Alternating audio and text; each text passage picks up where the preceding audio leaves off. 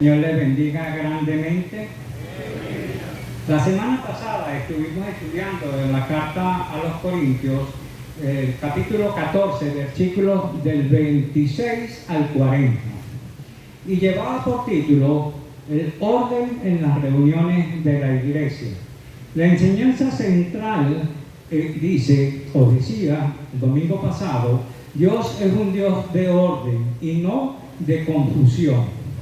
Una de las informaciones que Dios nos dejó por medio del predicador fue que nuestras reuniones sean un reflejo del amor y la unidad que Cristo desea para su iglesia. Que cada reunión sea una oportunidad para crecer juntos en fe y amor, siempre buscando la gloria de Dios. Continuando con el estudio de la primera carta a los Corintios, hoy vamos a estar estudiando del capítulo 15, los primeros 11 versículos. O sea, Primera de Corintios, capítulo 15, versículos del 1 al 11. En Corintio, el problema no era tanto que los creyentes estaban negando la resurrección del Señor, sino que estaban cuestionando el concepto de la resurrección de los muertos, como lo leemos en Primera de Corintios, capítulo 15, versículos 12b. Pero como esto tenía implicaciones muy serias para la doctrina de la resurrección de Cristo, Pablo dedica un capítulo entero para tratar este tema a fondo. Hoy estaremos estudiando los versículos del 1 al 11. Les invito a que me acompañen con su Biblia en el pasaje de hoy, de 1 Corintios, capítulo 15, versículos del 1 al 11. También lo van a tener en la pantalla. Estaré leyendo en la versión Reina Valera del 60. Y leo en el nombre del Padre, del Hijo y del Espíritu Santo. Además os declaro, hermanos, el Evangelio que os he predicado, el cual también recibisteis, en el cual también perseveráis, por el cual asimismo si retenéis la palabra que os he predicado, sois salvos si no creísteis en vano. Porque primeramente os he enseñado lo que asimismo recibí, que Cristo murió por nuestros pecados conforme a las Escrituras, y que fue sepultado, y que resucitó al tercer día conforme a las Escrituras, y que apareció a Cefas, y después a los 12, después apareció a más de 500 hermanos a la vez, de los cuales muchos viven aún, y otros ya duermen. Después apareció a Jacobo, después a todos los apóstoles, y al último de todos, como un abortivo, me apareció a mí, porque yo soy el más pequeño de los apóstoles, que no soy digno de ser llamado apóstol, porque perseguí a la iglesia de Dios. Pero por la gracia de Dios soy lo que soy, y su gracia no ha sido en vano para conmigo. Antes he trabajado más que todos ellos, pero no yo, sino la gracia de Dios conmigo. Y el 11, porque o sea yo, o sean ellos, así predicamos y así habéis creído.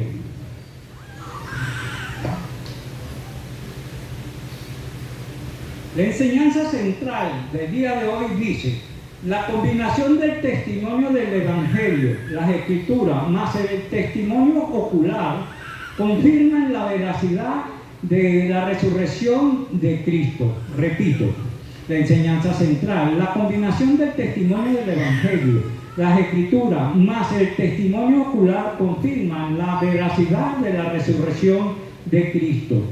Esta es la base de nuestra fe como creyentes en Cristo. No estuvimos físicamente cuando ocurrieron los hechos, pero creemos por fe, sin ningún tipo de duda, que lo que nos dice la palabra de Dios es real, es la verdad absoluta, a pesar de lo que digan los incrédulos. Nos pudieran preguntar, fuera de la Biblia, ¿existió realmente Jesús? ¿Hay evidencias históricas de Jesucristo? No aceptamos la idea de que la Biblia no puede ser considerada como una fuente de evidencia sobre la existencia de Jesús. El Nuevo Testamento contiene cientos de referencias de Jesucristo. Hay quienes fechan las escrituras de los evangelios en el siglo II después de Cristo, o sea, unos 100 años después que Cristo falleció.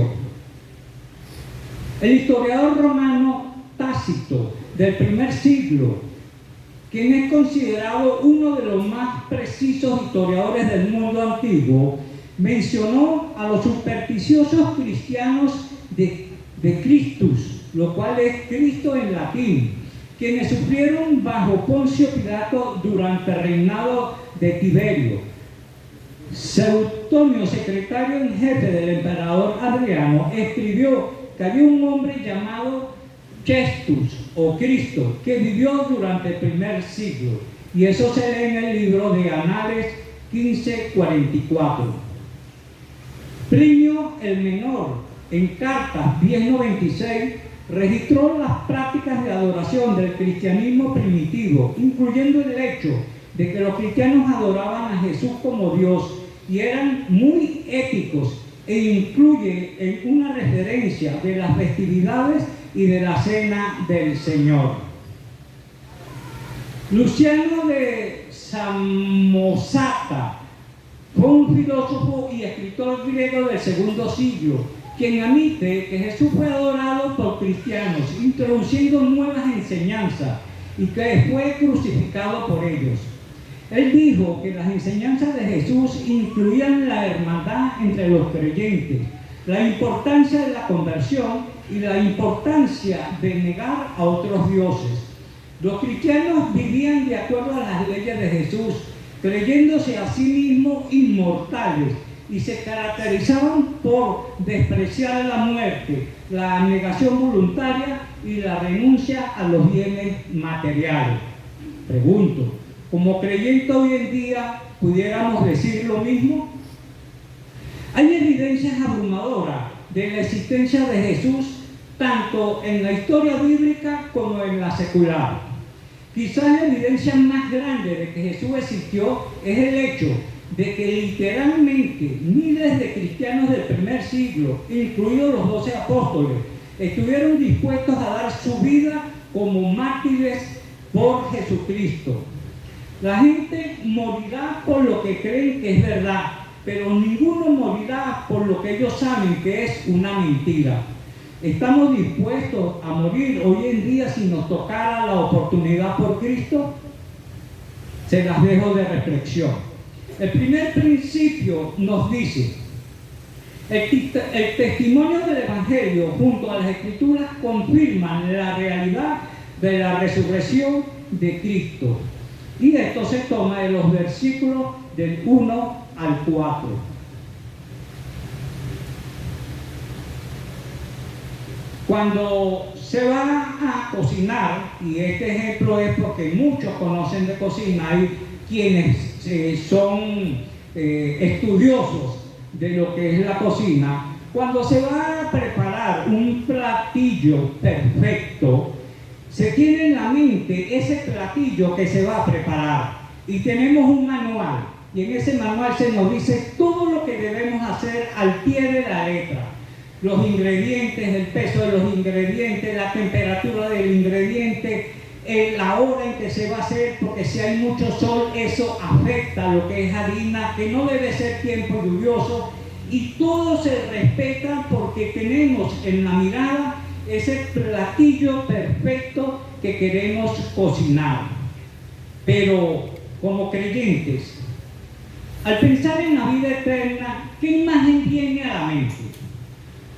Claro que si creáramos en nuestra mente una imagen clara y precisa de la vida eterna, nos comportaríamos de forma muy diferente, porque somos creyentes, somos cristianos, somos seguidores de Cristo, pero cuando estamos en dificultades, nos vemos en ese sitio como tal donde vamos a estar después que partamos de este mundo.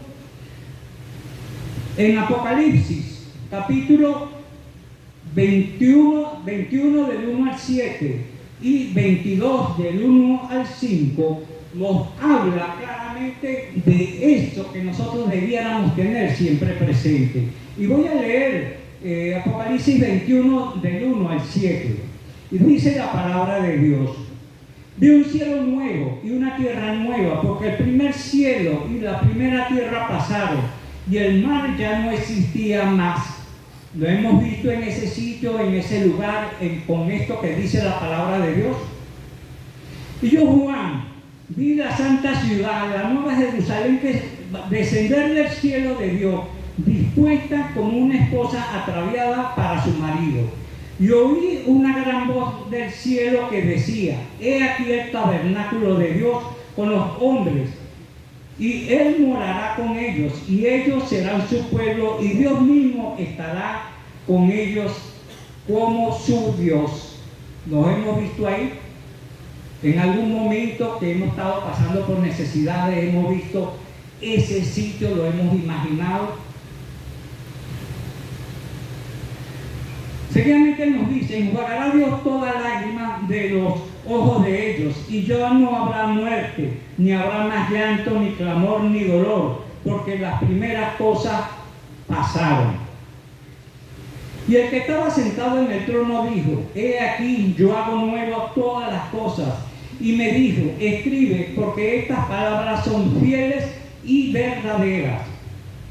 Y me dijo: hecho está, yo soy el alfa y la omega, el principio y el fin. Al que tuviera sed, yo le daré gratuitamente de la fuente de agua viva.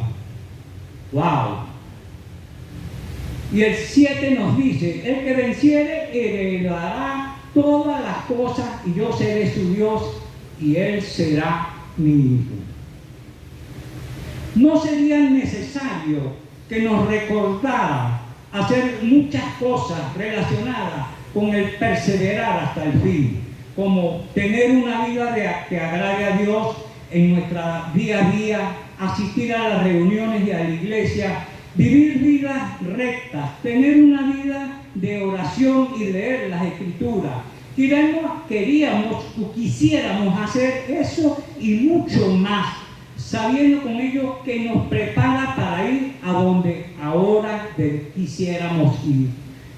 Gloria a Dios, alabado y glorificado sea su santo nombre, porque no tiene lugares celestiales después que nosotros, los creyentes en Cristo Jesús, que somos obedientes a su palabra, tenemos un sitio seguro a donde vamos a estar.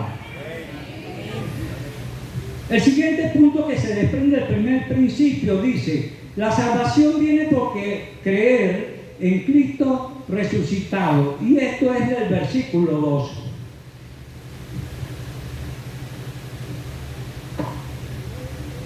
Nos dice: por el cual asimismo, si retenéis las palabras que os he predicado, sois salvos, si no creéis en vano.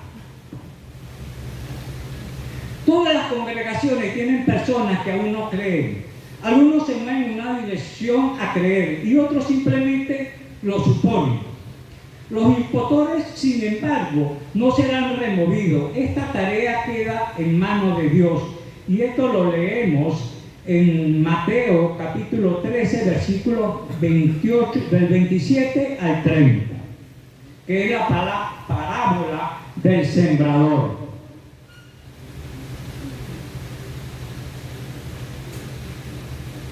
Vinieron entonces los siervos del padre de familia y le dijeron: Señor, ¿no sembraste buena semilla en tu campo?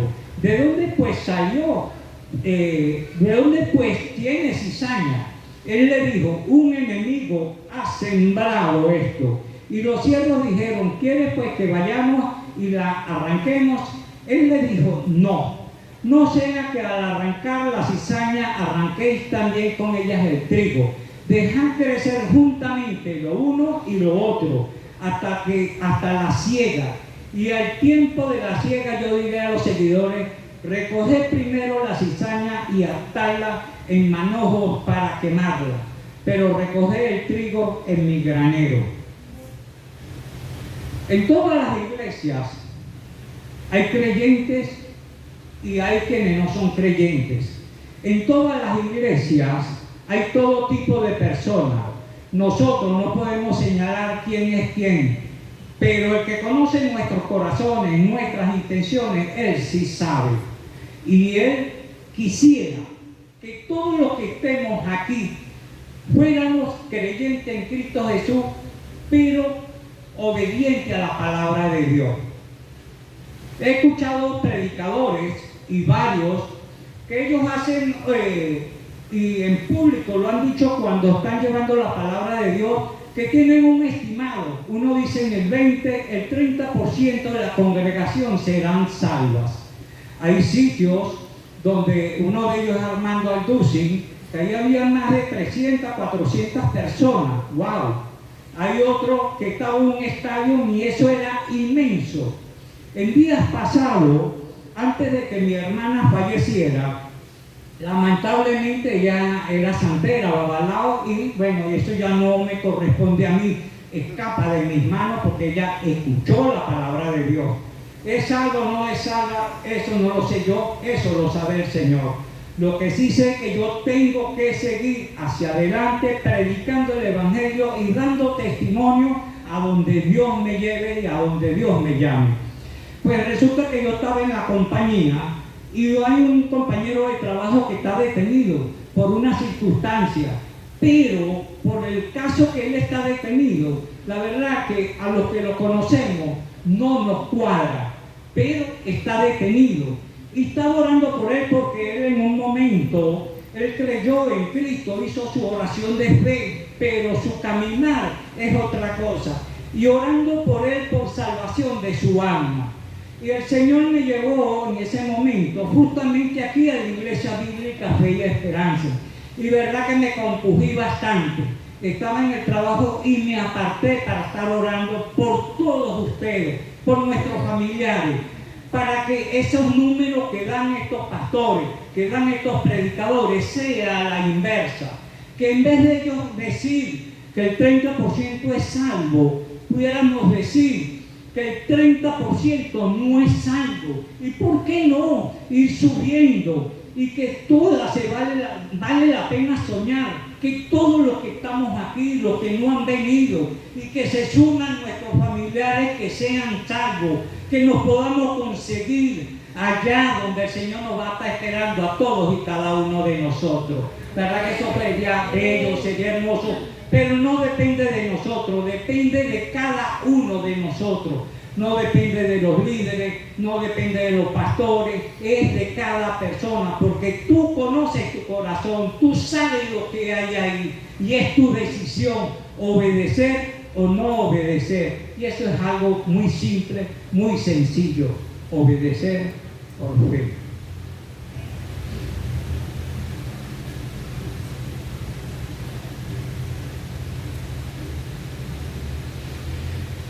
Podemos ser muy estudiosos de la palabra de Dios, recitar muchos versículos de memoria, que no está mal aprenderlo. Es más, debemos esforzarnos en memorizar los versículos. Mucho nos ayudará.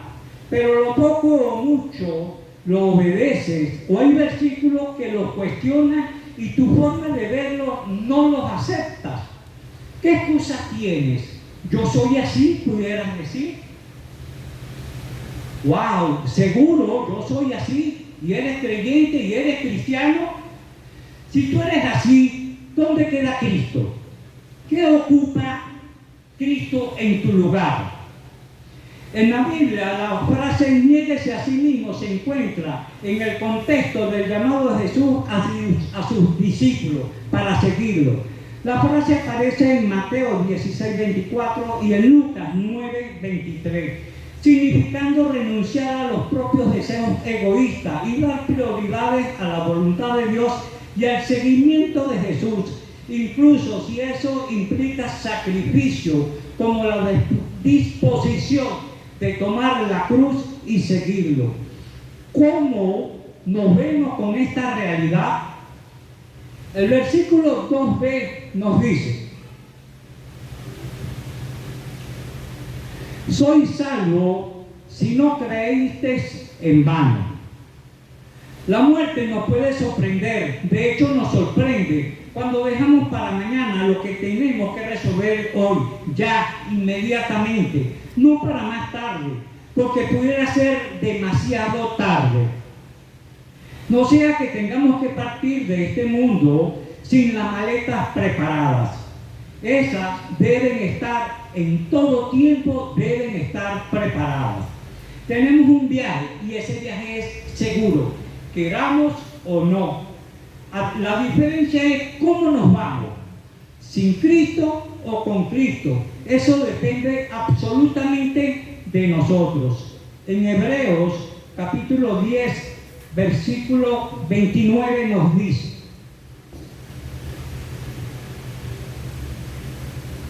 ¿cuánto mayor castigo pensáis que merece el que pisoteara al Hijo de Dios y tuviera por inmunda la sangre del pacto en la cual fue santificado e hiciera afrenta al Espíritu de gracia?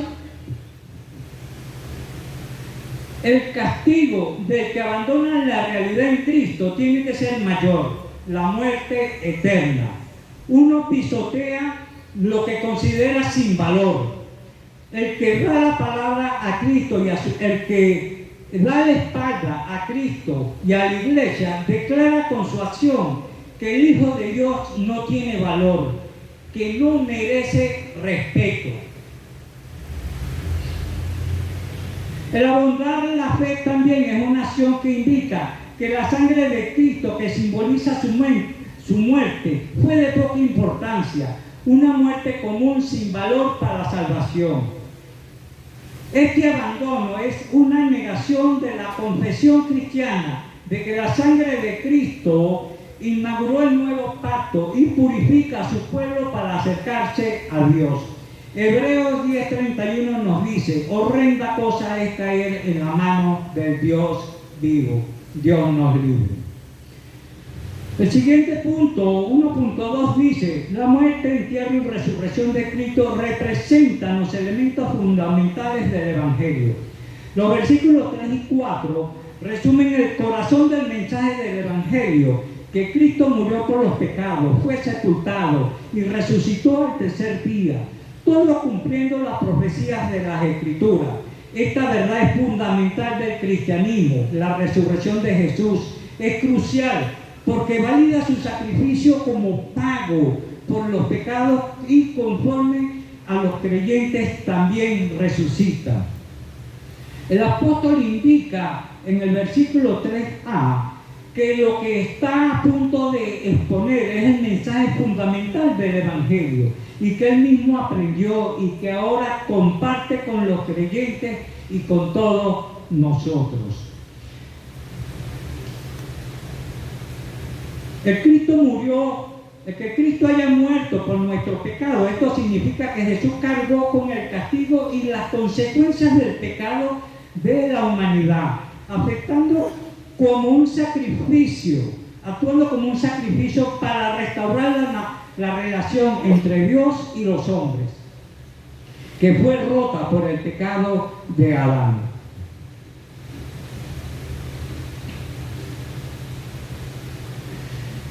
El versículo 4 nos dice que fue sepultado y que resucitó al tercer día según las Escrituras. Su muerte fue real y fue un acto de pago perfecto. La resurrección de Jesús es la prueba definitiva de que su sacrificio fue aceptado y que la muerte no pudo vencerlo. Es una señal de que Dios ha validado la obra de su Hijo. Al igual que la muerte, su resurrección también está descrita en las profecías. En resumen, estos versículos establecen el eje central del cristianismo: la muerte, sepultura y resurrección de Jesús, que son el fundamento de la salvación y la esperanza de la vida eterna para todos los que creen en Él. Gloria a Dios, alabado y glorificado sea su santo nombre. El segundo principio nos dice: el testimonio de testigos oculares junto a la experiencia de Pablo confirman la realidad de la resurrección. Y esto se toma de los versículos del 5 al 10. El 2.1 nos dice: muchos testigos corroboraron este hecho, y son de los versículos del 5 al 7. Siempre habrán personas que digan que Jesús no resucitó. Pablo nos asegura que muchas personas vieron a Jesús en la resurrección. Pedro, los discípulos, los 12, más de 500 creyentes, muchos de los cuales viven al momento en que Pablo escribió esta carta, aunque otros murieron. Santiago, el hermano Jesús, todos los apóstoles y por último Pablo mismo. La resurrección es un hecho histórico. No te desalientes por causa de los incrédulos, los que niegan la resurrección. Llénate de esperanza, porque un día nosotros y ellos verán la prueba viviente cuando Cristo venga. El siguiente punto que se desprende, el 2.2 dice: Pablo añade su propia experiencia para confirmar la realidad y veracidad de la resurrección de Cristo, y se toma de los versículos 8 al 9. El versículo 8, la credencial más importante de Pablo como apóstol era que fue un testigo presencial de Cristo resucitado, y eso lo leemos en Hechos 9, versículos 3 y 6. Cuando él dice bautizo, significa que el suyo fue un caso especial. Los demás apóstoles vieron a Jesús en persona. Pablo era uno de la generación siguiente de creyentes. A un Cristo se le apareció. El versículo 9, que dice: como un fariseo celoso, Pablo llegó a ser enemigo de la iglesia cristiana hasta el punto de capturar y perseguir a los creyentes, como lo leemos en Hechos capítulo 9, versículos 1 al 3. Esta es la razón por la que se considera indigno de ser llamado apóstol de Cristo. A pesar de ser el más influyente de los apóstoles, Pablo era profundamente humilde. La verdadera humildad no radica en convencerse de que no se es valioso, sino de que Dios obra en y a través de nosotros. Es mantener la perspectiva de Dios en quienes somos y reconocer su gracia en el desarrollo de nuestras habilidades cuando la ponemos a su disposición. El versículo 10 nos dice: por la gracia de Dios soy lo que soy, y su gracia no ha sido en vano para conmigo. Antes he trabajado más que todos ellos, pero no yo, sino la gracia de Dios conmigo. Reconocer la gracia de Dios deja fuera de nosotros todo ego.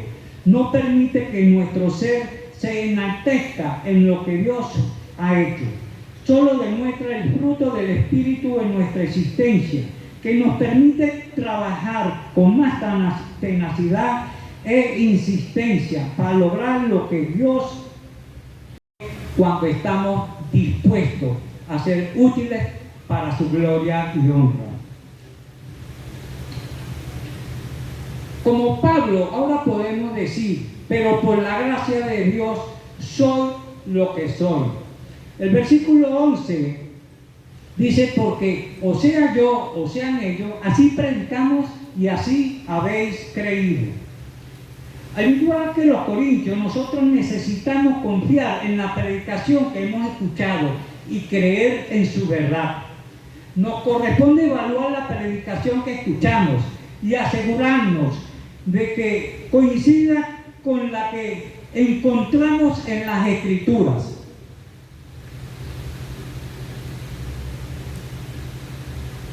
Además, como creyentes también debemos estar dispuestos a predicar el Evangelio a otros. Debemos ser serios en nuestra predicación y asegurarnos de que la verdad de la palabra de Dios sea la que se comparta. El versículo 11 también nos enseña que necesitamos tener una comprensión sólida de la verdad. Necesitamos estar seguros de lo que creemos y de lo que creemos y por qué lo creemos. De esta manera podemos estar preparados para responder a las preguntas que otros pudieran tener. Este conocimiento profundo también nos protege de ser engañados por falsas enseñanzas que muy sutilmente van embolatando, y si no estamos bien plantados en la palabra de Dios, vamos a ser movidos como una paja cuando viene el viento fuerte que la mueve para donde quiere. Si sabemos lo que la Biblia dice acerca de un tema, podemos comparar lo que estamos escuchando con las Escrituras y evaluar la verdad. Y un ejemplo es la predicación de hoy. Evaluar lo que se está diciendo hoy aquí, si viene o no viene de Dios. Y hablo de mí. y también puedo hablar por los hermanos que predican. Evalúen lo que se dice y qué nos dice la palabra de Dios. Tiene que estar centrada en la palabra de Dios y no en el hombre. El versículo 11 nos recuerda la importancia de la predicación correcta y una comprensión sólida de la verdad. Como creyentes debemos estar atentos a la predicación y evaluar su verdad. Además, necesitamos estar preparados para presentar la verdad de la palabra de Dios a los demás. También es importante que nuestra fe no dependa solo de la predicación de otros. Eso sí es grave. Debemos tener nuestra propia comprensión de la verdad de la palabra de Dios. Esto nos ayuda a tener una fe más sólida y confiada en nuestro Señor y Salvador Jesucristo. Y si hay pasajes en la Biblia que son un poco difíciles, pero la Biblia misma se da a entender, porque la Biblia no se contradice, pero la misma Biblia se responde.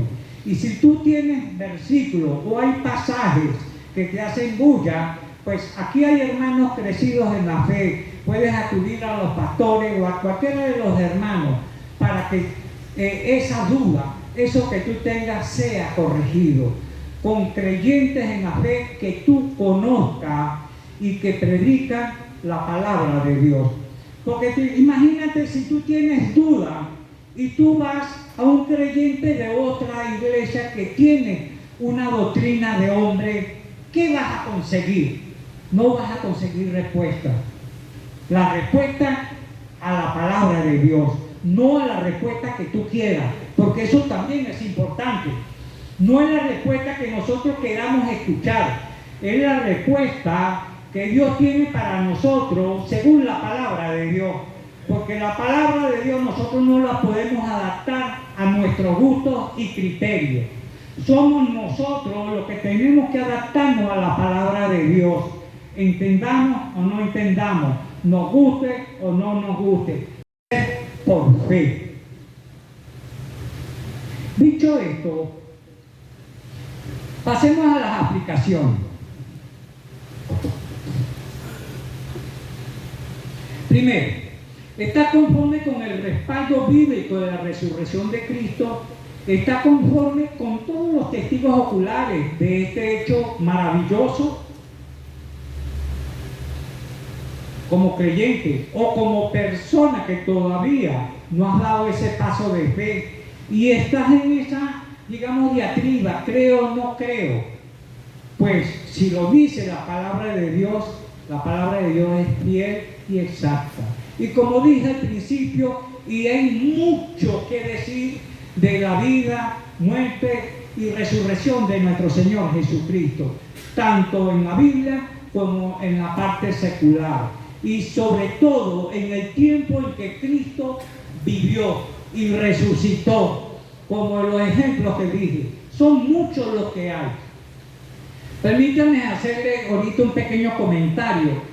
Es de una película que vi hace tiempo y es más o menos lo que entendí recientemente de la película, porque no me acuerdo completamente de ello. Lo cierto es que es un estudiante universitario, que hay unos creyentes que le están predicando la palabra de Dios. Y él era renuente, él era ateo. Y tenía que hacer un estudio, tenía que presentar una tesis de grado. Y él habló con el profesor y dijo que él quería presentar una tesis en la cual se basara que Cristo no existió y que eso es una falsedad. El profesor le dice, ¿estás seguro de lo que vas a hacer? Estoy seguro. Él dijo, bueno, hazlo. Pero él periódicamente tenía que presentar informes. Los primeros 2 o 3 informes, perfecto. Sí, lo que consiguió, eso era mentira, no es verdad lo que decía. Pero cuando le presentó los otros siguientes, el profesor le dijo, bueno, pero espérate, aquí tú estás en duda. Primero estaba seguro, aquí estás en duda. ¿Qué pasó? No te conmoviste, te convencieron. Dicen, no, es lo que he conseguido. pero cuando se viene con los otros, digamos, informes, el profesor dice, no, pero ya va, tu tesis que estás haciendo es que Cristo no existió y que de los creyentes es mentira, pero lo que tú me estás presentando es todo lo contrario, es verdad lo que están diciendo. Que le dice, sí, me convencí, yo estaba equivocado y quiero cambiar mi tesis de que no es que Cristo no existió, es que Cristo sí existió y es una realidad hoy en día.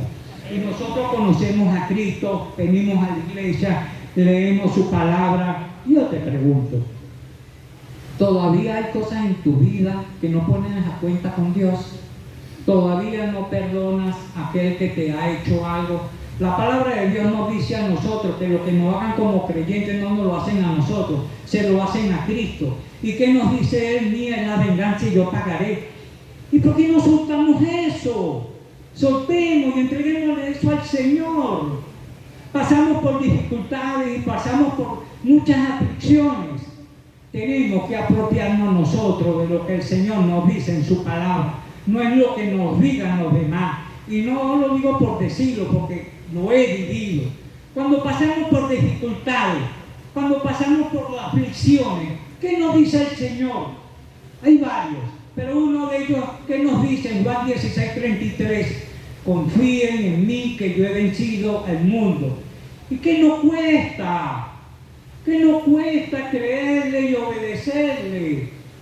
Si no vamos de este mundo, vamos a estar mejor que aquí. Y no vamos a conseguir con nuestros familiares y queridos que van a estar allá. Y como estuve compartiendo con un hermano, y es lo que yo creo, que cuando estemos allá, ellos no están muertos, ellos se nos han adelantado.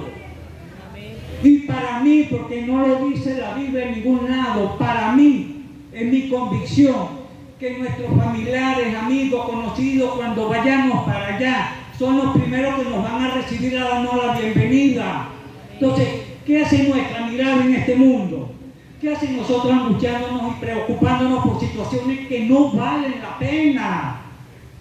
Busquen de Cristo, ámenlo, obedézcanlo, el tiempo se está cortando. ¿Cuánto tiempo nos queda? No lo sabemos. Entonces, aprovechemos el tiempo y pongámonos a cuenta con el Señor. El siguiente punto, ya que los cristianos afirmamos nuestra convicción de la salvación mediante el Evangelio de Jesucristo, ¿qué debemos hacer entonces? Es fácil.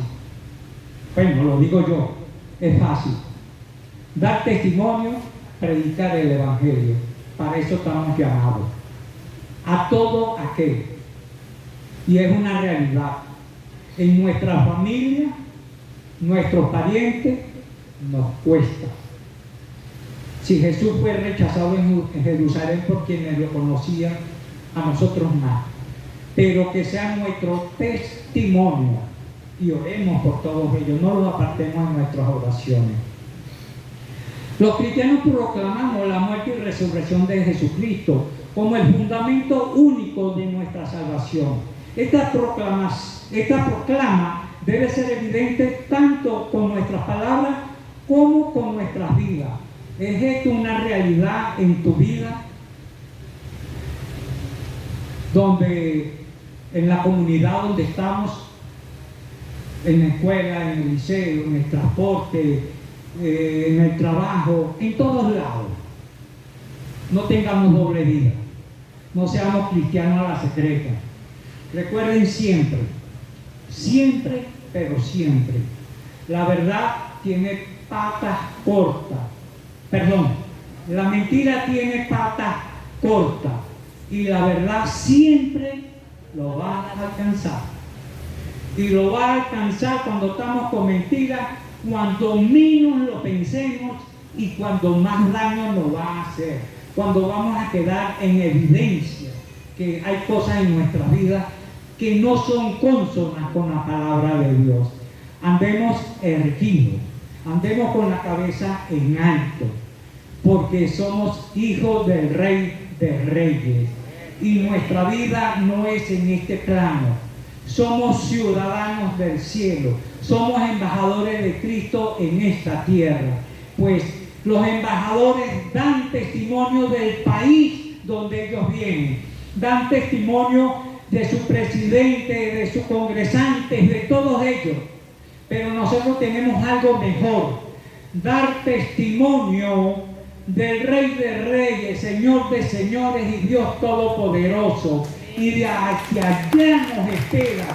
Y estamos en esta vida para dar testimonio. El tiempo que nos queda, aprovechémoslo. Los tiempos se están acortando. Dejemos el sueño, dejemos la pesadez, dejemos todo ese lastre, que eso es de este mundo. De eso no nos vamos a llevar nada. Y este mensaje es para ti que te encuentras aquí hoy y todavía tú no has hecho esa relación personal con Cristo. La relación personal con Cristo es confesarlo como tu Señor y Salvador, porque no hay otra forma, no hay otra manera. No es creer en Dios a mi manera, porque nosotros creemos en Dios por tradición, por lo que nos han dicho nuestros padres y a lo que a mí me conviene.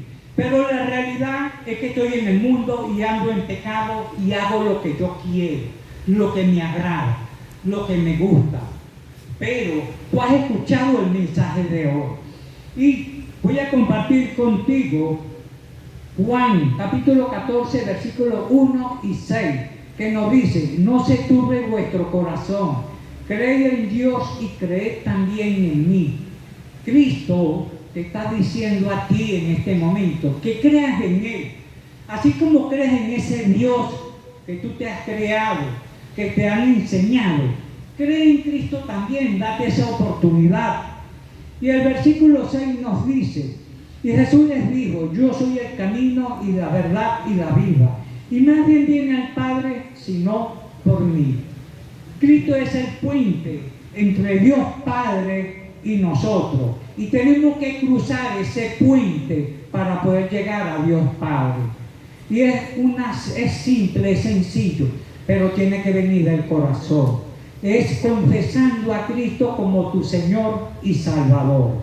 Si es el deseo de tu corazón en este momento, confesarlo, pues te voy a pedir que repitas estas palabras conmigo y haciéndote la aclaratoria, que no son las palabras las que te van a hacer sabio, sino la sinceridad de tu corazón de las palabras que estás diciendo. Y es una guía y lo puedes hacer con tus propias palabras.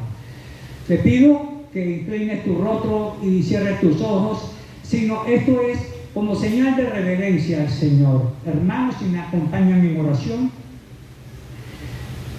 puedes repetir conmigo: oh Señor, escuchando tu palabra a través del predicador hoy, reconozco que he estado viviendo como mejor me quiero. Reconozco que tú viniste, viviste, moriste y resucitaste, que está sentado a la diestra de Dios Padre, que muchas veces lo he escuchado, pero no lo he tomado para